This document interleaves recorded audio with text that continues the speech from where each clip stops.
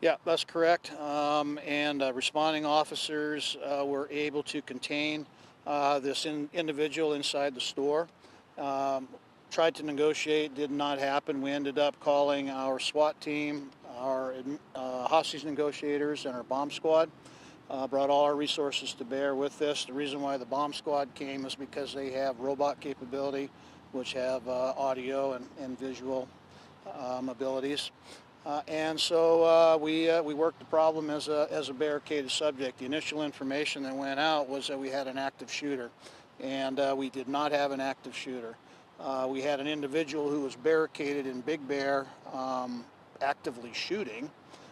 He had access to weapons. We're not sure whether he had some with him or if it was the stores, but nonetheless, throughout the evening he was shooting inside the store. And at one point in time, probably around 4:30, he presented himself to officers, and I'm not sure if he fired, but definitely pointed a weapon at them, and there was a volley of gunfire at about 4:30.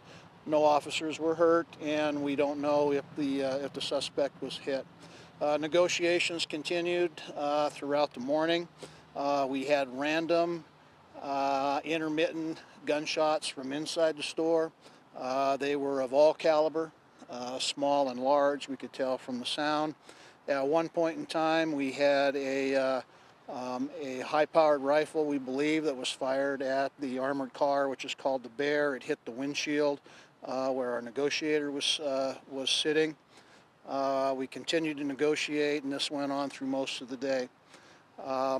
We attempted to increase our ability to see inside the store. We were having troubles seeing in the front, and so we used the armored car to, to remove some of the glass inside the entryway. Did a significant amount of damage doing that, but we were able to open up the front of the building so we could see what was going on in there. At some point in time later, again, more phone calls were going, not any meaningful discussion. And at one point, we thought that he was going to give himself up. And so, probably about an hour or so ago, he exited or started to exit from the east door next to PetSmart. He showed his hands initially, retreated into the building, and then the next thing we saw was a rifle barrel that was pointed in the direction of officers. One of our officers saw that, fired at the door, basically driving him back inside the store. We continued to try to negotiate, try to make phone contact with him. Probably about a half hour after that, he showed up at the front part of the store, and again, we were giving commands. He failed to comply with that. We had some more gunfire. We know that he was shooting at us. We know that our officers exchanged fire, and there were several of those volleys that took place. After the last volley happened, we had no activity or no conversation or communication. We waited approximately 30 minutes. We did have visual contact with him through the store cameras, which we were able to access. We saw that he was not moving, and so after 30 minutes, we sent our robot in to double check because previously he had feigned that he was going to give up, so we didn't want to put anybody at risk. The robot went in, took an assessment, and then we sent our tactical team in with the sheriff's office to verify that the individual was indeed down, and then clear the rest of the store. And so that's what just completed here, confirmed that the male suspect is dead, and right now we're turning this into a crime scene. So that's where we're at right now. You talked about the damage too that was done to the inside, how extensive it is. We heard the sprinkler system was going off inside, and just thinking that it's going to be a big undertaking. Yeah, it certainly is. I mean, originally we had the front entryway was damaged by the suspect's vehicle driving through it. We also had bullet holes that were through that and the interior doors. And when we tried to remove some of the glass and some of the doorways so we could see in, but that caused some additional damage to, it wasn't a sprinkler that went off, it was a water line. And we did hit a gas line. So we got those shut off and we're getting those things cleared up. But we do have water in the building. We've been in touch throughout the night with the owners and managers of Big Bear, and they've been very, very gracious and supportive of what we're doing.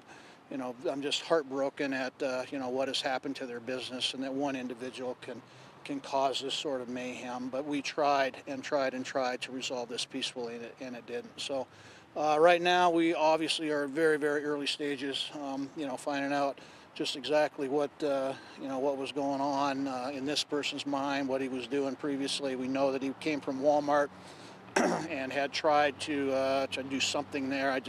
All I'd heard that he was run off from Walmart and came over here directly. Certainly we have officers who are involved in shootings. I believe we have a total of 7 throughout the night. You heard several volleys, so we need to handle officer-involved shooting protocol with that. And then, of course, we have a crime scene here that we're going to deal with. So our detectives are going to be working through the entire store. I have no idea what our suspect did while he was in the store. Don't know what damage, if any. Obviously he had access to weapons and he used them, so he may have spent some time back in the gun section. These are all things that are going to come out in the investigation. But I will tell you that it's very, very unfortunate what happened to the business. But our officers did a wonderful job here throughout tonight. The professionalism, their expertise on what they did was outstanding. And further, the support from the sheriff's office. They were here to help us, and I had phone calls from all of our federal partners ready to come and help if needed. At the end of the day, it's unfortunate what happened to this wonderful business and these people. We tried to resolve it and it didn't happen. So we'll investigate and try to find some answers on why and move forward. Do you have any idea on the suspect's identity? We do know who he is. We had him positively identified early. Obviously, we won't be giving that name out until a little bit later. We were using, that knowledge to try to, gain some leverage personality-wise to see what we could do to apply some sort of pressure or whatnot to have him give up. But obviously we had no luck in that. So. Okay. PetSmart, any damage to that side? No, to my knowledge, no damage to any other business, other than the fact they were closed down on a weekend and a snowy day, which would probably be pretty profitable for everybody here. But I think, at the end of the day, when you have people shooting high-powered rifles and a propensity to do so, that the decision to close this area down was the right one. It was prudent. You see that we had garbage trucks lining the front of Big Bear to prevent any rounds from going over across King Avenue. Once he came out that side door, that changed because we couldn't cover that, and so that required us to shut down King Avenue. And this obviously is a very busy and vibrant area, especially on the weekends. So, it's a very, very tragic deal, but handled very well, I thought. And the weapons that he had, did he bring any of his own, or do you think he had all? We don't know if he brought any of his own. We certainly know that he had access to everything that Big Bear had, from handguns all the way up to high-powered rifles.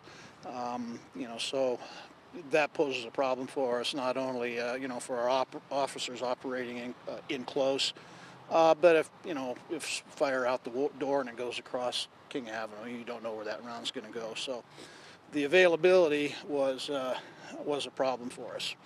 And you're in a facility that's somebody could stay there for a very, very long time. Food, clothing, ammunition. It was a very, very difficult situation for our officers to deal with. They did a nice job with it. Who initially called this in? I don't know. Maybe it was an alarm or somebody saw it or whatnot. I don't have that information. But we were here pretty quickly because he was still inside when we got here. So.